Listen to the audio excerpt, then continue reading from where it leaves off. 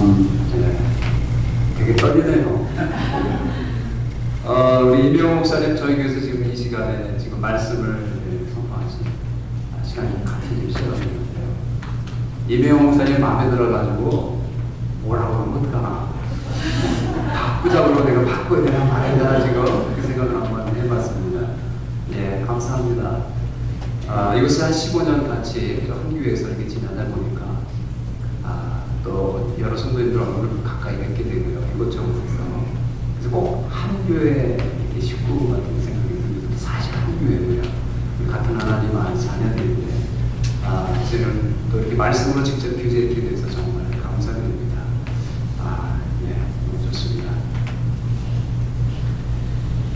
하나님께서 왜 광야로 인도하실까?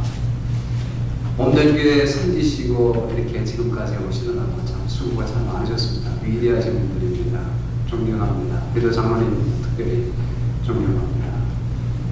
우리가 하나님을 위해 섬기는데 좀 즐겁고 형통하고 문제없고 잘 되는 길로만 이렇게 인도하시면 얼마나 좋을까. 지난 세월 돌아보면 녹록하지 않은 세월, 그리고 오늘 우리들의 인생도 마찬가지입니다. 우리가 젊었을 때 얼마나 큰 꿈을 가지고 시작했습니까? 정말 내 인생에 어떤 꿈을 이루어버리라, 이런 큰 목표를 가지고 인생을 출발해서 이제는 또 해가 뉘어지는 이런 때에 와서 인생을 돌아보면 인생이 참 그렇게 쉽지 않았던 것을 보게 됩니다. 왜 하나님이 그렇게 인도하실까? 광야로 인도하실까? 그 이유는 각자가 한번 생각해 보시기 바랍니다. 생각해보면 성도의 삶은 환경이 변화되는 것이 아니라 성도의 삶은 차원이 다른 것이다. 하나님은 차원이 다른 인생을 살기를 원하십니다 하는 그 진리를 깨닫게 됩니다. 그리고 인생 속에서 우리가 마음에 소망하는 게 얼마나 많습니까? 성공, 성취, 만족, 기쁨, 평안. 하나님이 우리에게 주시기 원하시는 것은 예수님입니다.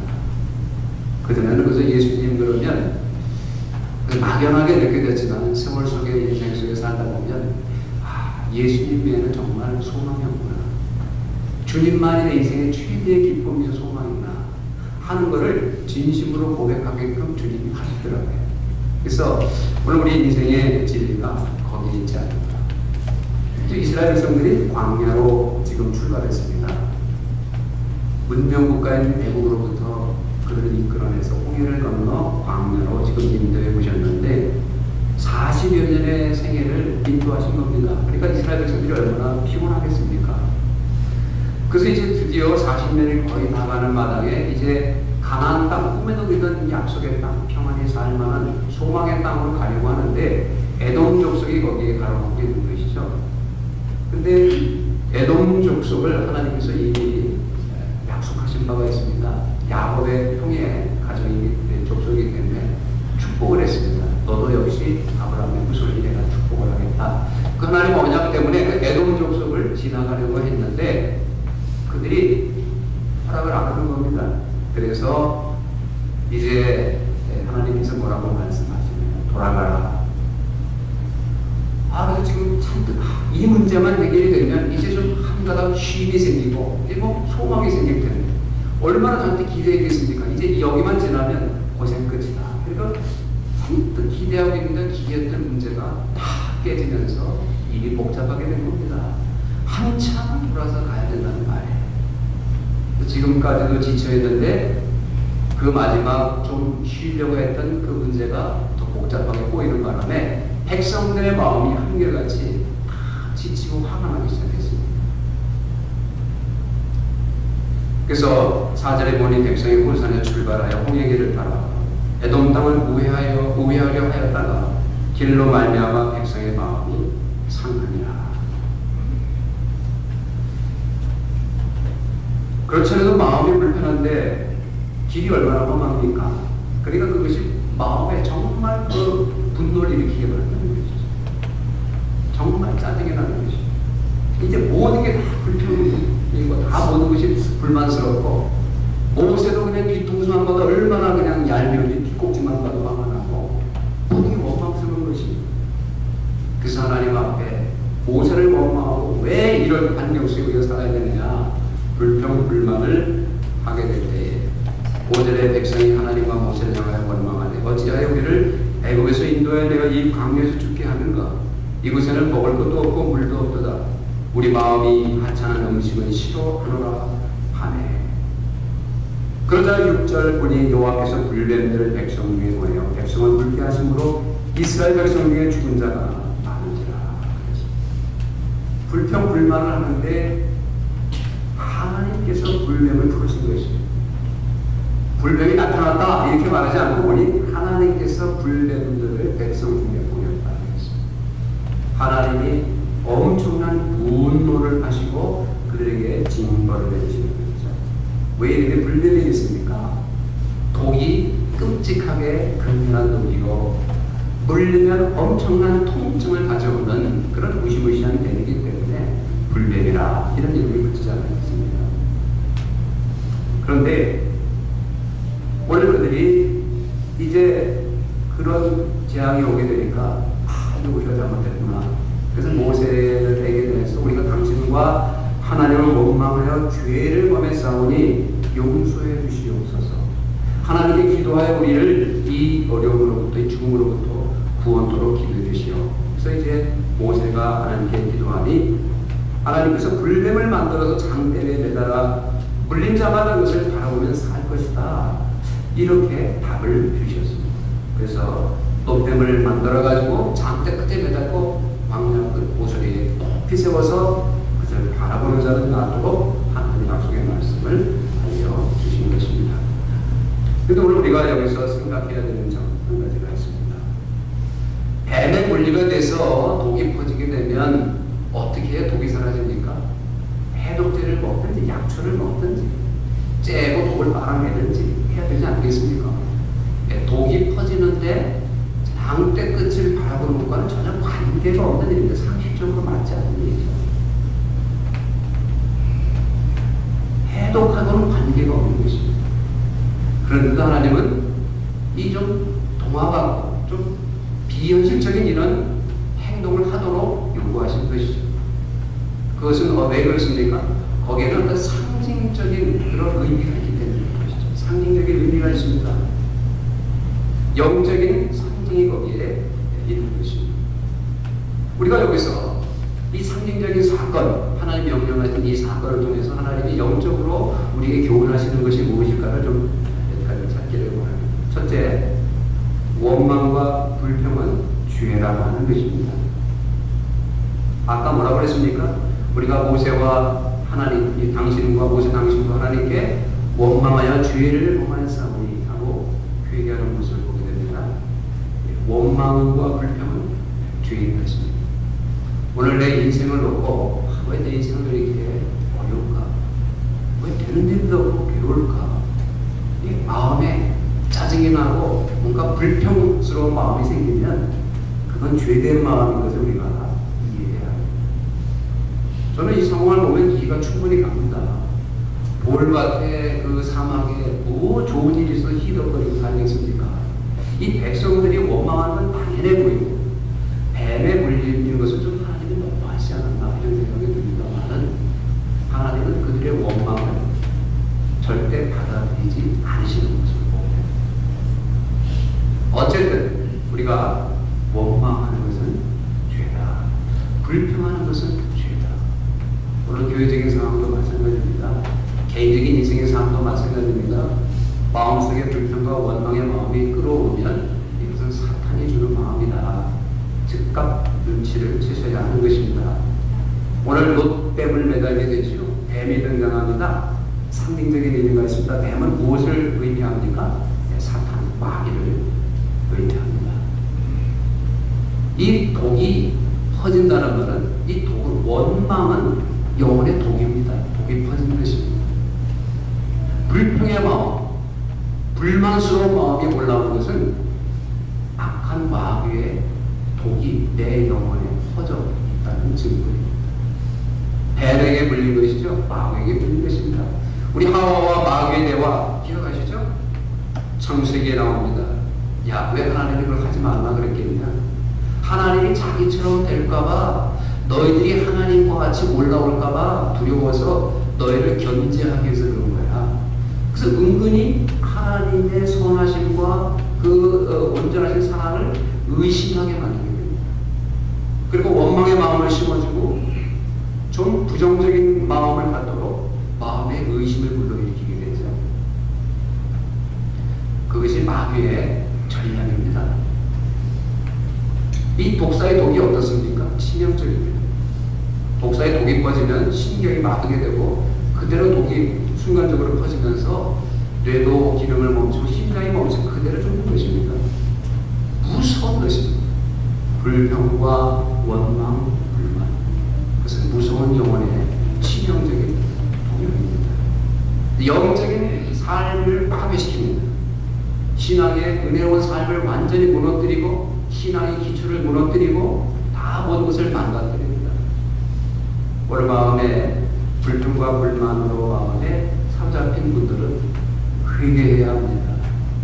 회개해야 합니다. 그건 어떤 이유와 어떤 조건도 그거는 받아들이는 것이 아니에요. 그리고 이 원망과 불평은 굉장히 치명적이며 또 전염성이 강하죠. 독이 많이 퍼지잖아요. 그리고 이것은 공동체도 치명적이에요. 개인의 영적인 삶뿐만 아니라 가정과 교회 공동체를 파괴시키는 가장 강력한 무기입니다. 한 번은 그 두 앵비새를 훈련시켰다고 해요. 어떤 분이. 그 사람은 아주 좋은 말을 가르쳐줬어요. 사랑합니다. 어서오세요. 사랑합니다. 어서오세요. 그러니까 하나는 욕을 가르쳤어요. 한 마리. 욕을 가르쳤어요. 그리고 나서는 그 두 마리를 얼마 시간 지나서 한 케이지 안에다가 넣었습니다. 그리고 어느 날 주인이 딱 들어오는데 둘이 나쁜 놈, 나쁜 놈, 나쁜 놈 하고 합창을 하더랍니다. 예. 그러니까 나쁜 마음이 더 강한 것이죠. 하나님께서 불평과 원망을 버리시고 즉각적으로 임재하시고 그를 심판하는 모습을 봅니다. 이스라엘 백성들이 가데스바네아에서 가나안 땅을 정탐으로 보냈을 때 아시죠? 정탐꾼들이 전부 불평과 원망의 마음으로 보고를 했습니다. 이제 우리 죽었다. 우리 망했다. 하나님을 여기서 결국은 죽이려고 끌어내셨구나. 우리는 메뚜기 같다. 그러니까 온 백성들이 땅바닥에 주저앉아 다리를 막 뻗치면서 그냥 뭐 패대기를 이렇게 보는 몸을 막 폐악을 이루면서 원망했습니다. 다 울었습니다. 그러자 하나님이 임재하십니다. 구름이 내려오면서 하나님이 임재하셔서 뭐라고 했습니까? 그래, 너희 말대로 해줘. 너희들 뭐라고 그랬냐? 하나님을 여기서 결국 광야에서 죽겠다고 했지. 그래, 너희들은 이 광야에서 죽어라.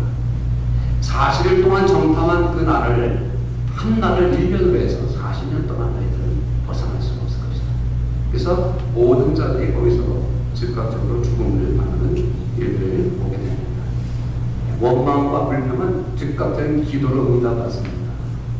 그래서 오늘 우리 마음의 원망의 마음을 주님 안에서 잘 다스리고 이겨낼 수 있는 그런 믿음이 필요한데요.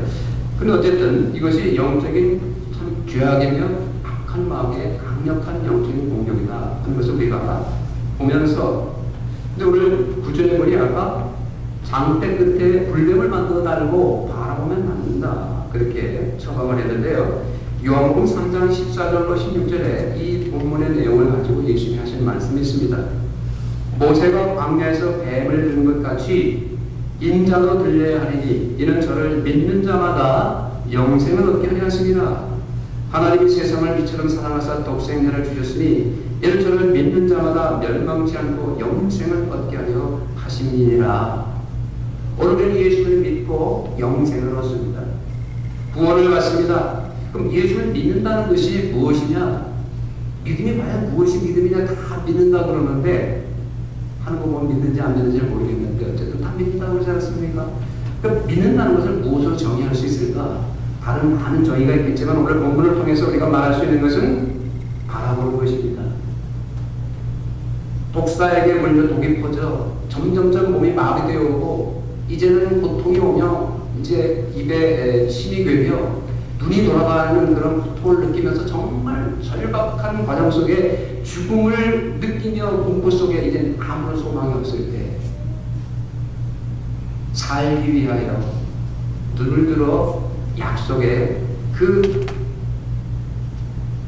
장대 끝을 바라보는 심정으로 그것을 바라보는 것이 곧 믿음입니다. 혈루증 걸린 여인 아시죠? 12년 동안을 이 일 저일 이 의사 저 의원 다 만나봤지만 인생에 소망이 없었죠. 그래서 마음에 무슨 생각을 했습니까? 예수님께 옷자락만 만지더라도 주님으로부터 내가 구원을 얻을 것 같다 하는 간절한 소망이 있죠. 주님을 만지지 않았습니까? 그때 예수님이 뭐라고 했습니까? 너의 믿음이 너를 구원한다. 오늘 믿음이라고 하는 것은 그것입니다.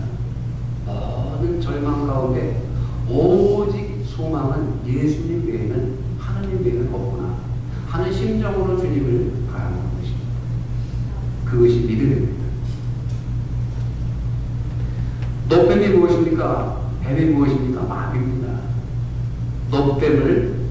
죽은 노뱀을 장대 끝에 얽어낸 것입니다. 지금 누구를 사용시킨 겁니까? 노뱀을 사용시킨 것입니다. 마귀를 사용시킨 것입니다. 교회를 이기신 것입니다. 그 누가 달렸습니까? 예수 그리스도께서 달리셔서 마귀를 이기시고 죄를 이기시고 승리하신 사건이 바로 십자가의 사건입니다. 오늘 예수 그리스도가 죄를 이기시고 죽음을 이기시고 모든 영광을 다 가지시고 부활하셨습니다. 오늘 예수님이 우리의 유일한 소망이며 우리의 유일한 그런 능력입니다. 하나님을 바라보는 것으로 능력이 임하는 것입니다. 바다 위로 걸어가는 베드로. 예수님이 바다 위로 걸으시니 베드로가 그대로 뛰어들어서 예수님께 나도 예수님처럼 걸을 수 있게 해달라 그러지 않았습니까? 그러면서 점점 처음에는 몇 발짝을 걷다가 점점 빠져들어갑니다. 왜 그랬습니까? 파도를 바라보고 두려움에 사로잡혀서 그가 시선을 주님으로부터 빼앗기자마자 물속으로 빠져들어가는 것을 보게 되죠. 파도를 바라보면서 믿음이 약해지기 시작하는 것입니다. 원래 믿음이라고 하는 것이 그냥 돼지꼬리 붙들고 소꼬리라고 무조건 우겨대는 어떤 그런 것을 믿음이라고 하는 것이 아닙니다. 믿음은 목표가 정확하고 분명해야 합니다. 올바르지 않은 목표를 가지고 그것을 소모하여 가는 것은 어리석은 그것은 믿음이라 말할 수 없습니다. 믿음의 중요한 것은 내가 어떻게 믿냐가 중요한 것보다 더 중요한 것은 무엇을 믿느냐가 중요한 것이죠. 믿을 수 없는 사람을 믿으면 되겠습니까? 그건 어리석은 일이죠. 저한테 100만 불 빌려달라고 해서 빌려줄 사람이 있습니까? 네. 빌려주지 못할 거예요. 왜? 제가 믿음직스럽지 않기 때문에 빌려드릴 수 없습니다. 그러나 제가 믿음직스럽다는 여러분은 믿음이 생길 겁니다. 믿음은 나의 문제가 아니라 대상의 문제입니다. 오늘 항공모함을 딱 탐구하고 경비행기를 타고 공중에 올라간 거하고 어느 게 더 마음에 편안함이 있겠습니까? 물론 항공모함을 탈 때 편안하죠. 경비행기 올라타고서 평안할 거야, 안 떨어질 거야. 그런다고 해서 마음에 평안이 오는 건 아니지 않습니까? 무엇을 바라보느냐, 무엇을 의지하느냐, 이것이 굉장히 중요한 것이죠. 우리 아브라함도 그런 고백이 로마서 4장 18절 22절에 있었는데요. 아브라함이 바랄 수 없는 중에 바라고 믿었습니다. 소망했습니다. 내 후손이 이가 되리라 하신 말씀대로 많은 민족의 조상이 되게 하려 하십니다. 그가 백산을 내어 자기 몸이 죽은 것 같고 사라의 태가 죽은 것 같음을 알고도 믿음이 약해지지 아니하고 믿음이 없어 하나님의 약속을 의심하지 않고 믿음으로 견고해져서 하나님께 영광을 돌리며 약속하신 것을 또한 능히 이루실 줄을 확신하였으니 그러므로 그것이 그에게 의로 여겨졌느니라. 이것은 100세가 돼서 내가 불가능하지만 내가 믿겠다 하는 자기의 몸부림과 자기의 확신을 통해서 하나님께 그런 은혜의 응답을 받는 것이 아닙니다. 여기서 중요한 것은 하나님의 약속을 의심치 않았다는 것입니다. 하나님이 알려주시겠다고 약속하셨다는 사실, 하나님은 그렇게 하실 수 있다는 사실이 이 아브라함의 마음에 믿음을 일으키는 것이죠. 바랄 수 없는 게 바랄 수 없는 중에 믿게 된 것은 내 후손이 이같이 되리라 하신 하나님의 말씀이에요. 그래서 말씀을 절대적으로 의지하고, 그래서 아브라함은 하나님이 누구신지 아는 거예요. 죽은 자를 살릴 수 있는 분이라는 그 하나님을 알기 때문에 그 하나님을 바라보니 현실의 모든 문제와 모든 불가능한 현실들이 전혀 마음에 장애를 일으키지 않는 것입니다. 오늘 우리 가장 확고한 하나님의 약속의 말씀, 예수 그리스도, 우리 하나님을 날마다 바라보며 그 말씀과 그 약속의 큰 마음의 힘과 위로로 삼는 것이 믿음의 삶인 것입니다.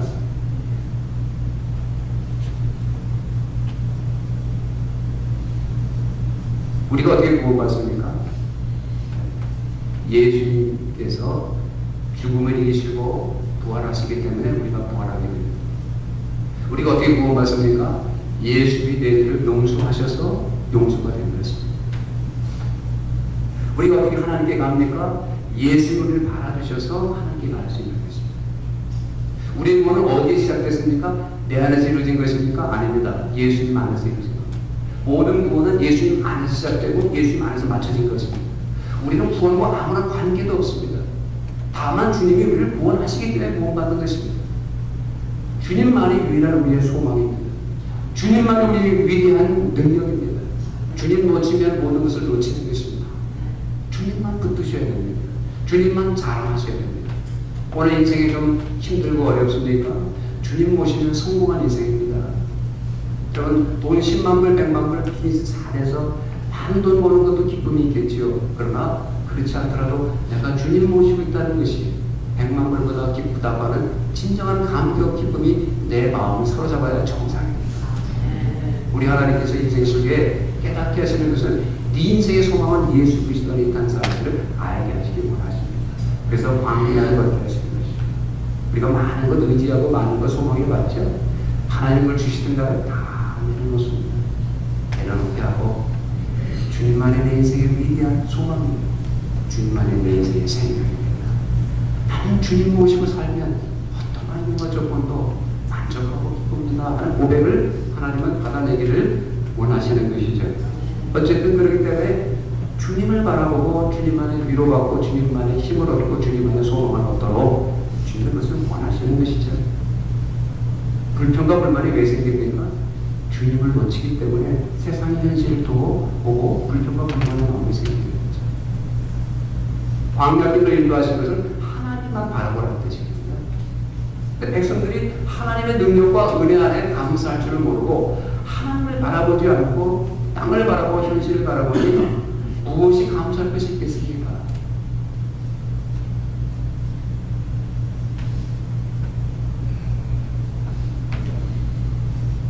그래서 우리가 예배드리고 말씀, 기도하는 것이 다 무엇입니까? 우리의 믿음의 대상이신 예수 그리스도와 하나님의 음성을 들으며 그분이 누구신가를 분명히 보도록 하는 영적인 행위들입니다. 예배를 열심히 드리고 기도하고 말씀하고 내가 바라봐야 할 예수 그리스도가 누구신가를 날마다 일깨우고 그리고 나를 자꾸 새롭게 해서 주님을 바라보는 초점을 방해받지 않게 해서 그런 영적 활동을 하는 것이죠. 우리가 여기서 잠깐 생각해 볼 텐데 그러면 그 가운데에서 바라보라고 하는 주님의 말씀을 불순종해서 죽은 사람이 있을까? 있겠죠? 근데 그것이 쉽겠습니까? 바라보는 게 쉽겠습니까? 안 보는 게 더 쉽겠습니까? 어렵잖아요. 믿자야 보는 점. 어려운 일이 아니잖아요. 바라만 보면 낫는 것 아닙니까? 그러면 믿음이 있든 없든 바라본 자는 다 낫습니다. 믿음이 있든 없든. 왜? 하나님이 약속하셨어요. 바라만 보면 낫는데 그럼에도 불구하고 바라보지 않는 사람은 어떤 사람입니까? 마음에 근본적으로 하나님에 대해서 악감을 품는 거죠. 에이, 끝까지 나는 안 쓰던 거야. 뭔 소리야? 지금까지 이렇게 해놓고 웃기고 앉아있네. 그럼 그냥 머리를 아예 그냥 팍 하고 그냥 땅을 바라보고 그냥 죽는 거예요. 그런 일이 쉽겠습니까? 어떤 환자가 그렇대요. 목사님이 암 환자가 이제 방문을 했습니다. 형제님 제가 기도해 드릴까요?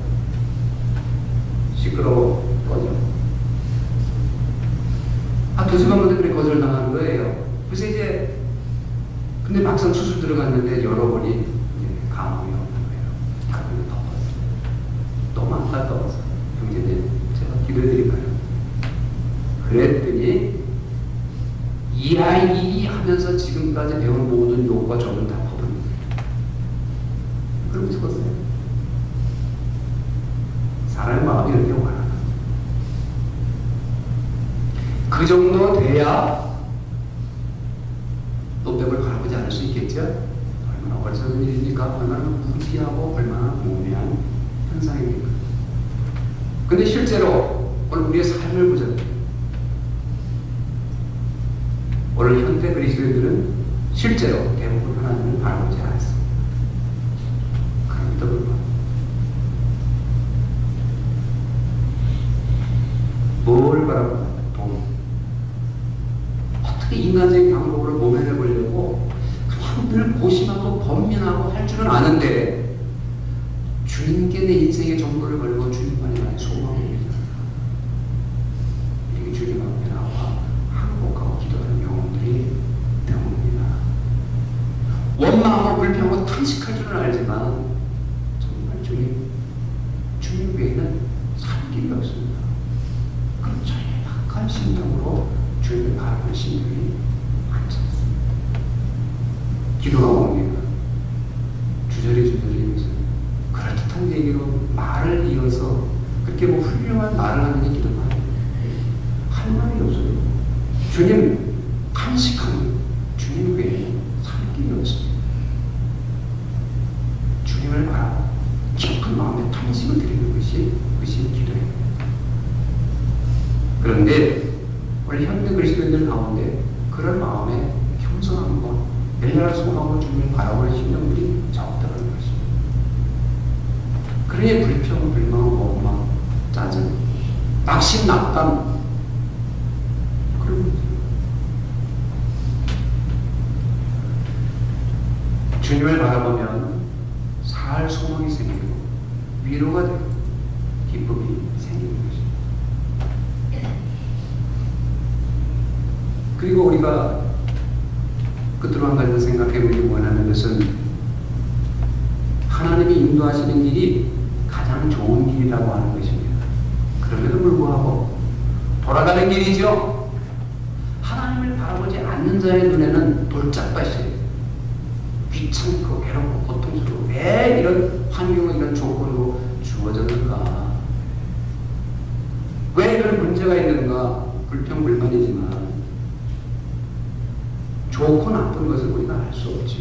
우리 스캇 팩이라고 하는 그 글을 썼는데 그게 심리학자거든요. 심리학자인데 크리스천입니다. 그리고 이분이 이제 어떤 친구 병원을 방문을 했습니다.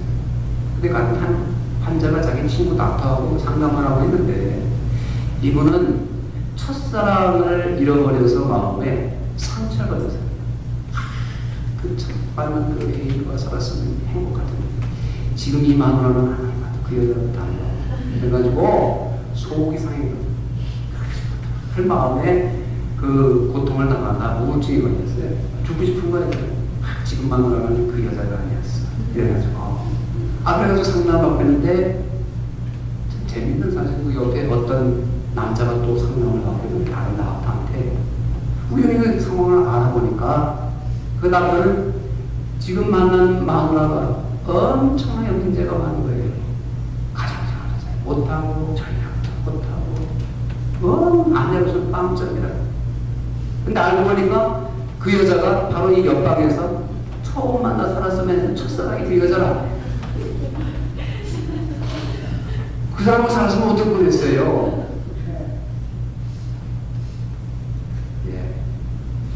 몰라요. 우리는 우리의 운명을 스스로 결정할 능력이 없습니다.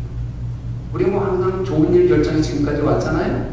우리가 결정한 대로 다 됐나요? 그렇지 않죠. 살다 보면 실수라고 생각할 때 그것이 바뀌어서 좋은 기회가 될 수도 있고 잘 선택했다고 했는데 안 될 수도 있는 거잖아요. 우리가 정말 어떻게 우리의 운명을 알고 정확하게 좋고 나쁜 것을 결정할 수 있겠습니까? 오직 그 일을 우리의 운명을 결정지을 수 있는 능력은 하나님 외에는 가지고 있지 않습니다. 왜 하나님의 돌짝밭을 통해서 돌아가라고 하셨을까요?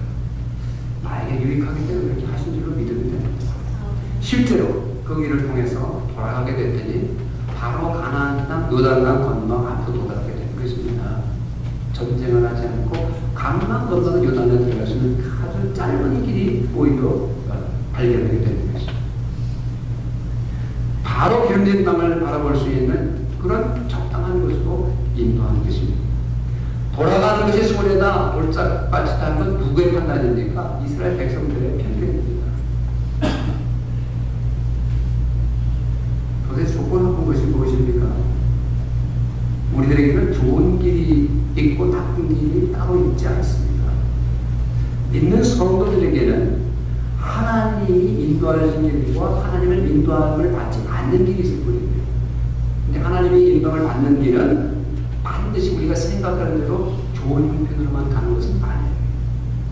그럼에도 불구하고 하나님이 인정하신 길, 형통한 길이고 복된 길이고 우리에게 유익된 길인 것입니다.